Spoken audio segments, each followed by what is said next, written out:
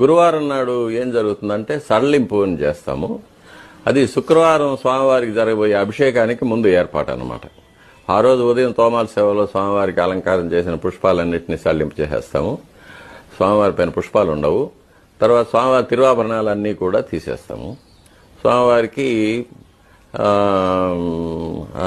బంగారు శంఖచక్రాలు, బంగారు కటిహస్తం, వైకుంఠహస్తం, స్వర్ణ యజ్ఞోపవీతం ఇవి మాత్రం ఉంటాయి. తిరుక్కోలం ఉంటుంది. మామూలు పీతాంబరం పట్టు దోవతి కట్టుకుంటారు, పట్టు ఉత్తరీయం కట్టుకొని ఉంటారు. స్వామివారికి ముఖబింబంలో పచ్చకర్పూర నామం మామూలుగా మనం వేసేటప్పుడేమో ఈ కంటి కొలకలు కనిపించేటట్టు మాత్రం ఉంటుంది. కంటి అపాంగం అంటారు, దాన్ని అపాంగం అంటారు. అది కనిపించేటట్టు ముక్కు రంధ్రాలు బ్రీదింగ్ కోసం వదిలిపెట్టేటట్టు చేస్తాము. గురువారం నాడు అది సగం సగం తీసివేసి స్వామివారి యొక్క నేత్ర కమలాలు కనిపించేటట్టుగా చేస్తాం. అది నేత్ర దర్శనం అంటారు.